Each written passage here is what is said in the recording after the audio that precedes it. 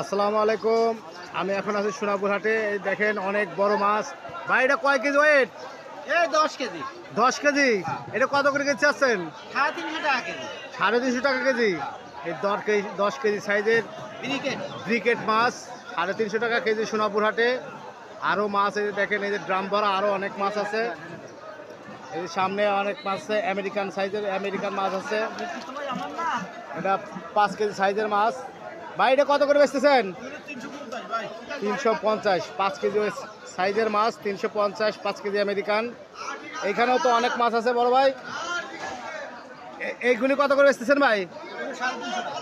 350 টাকা কেজি।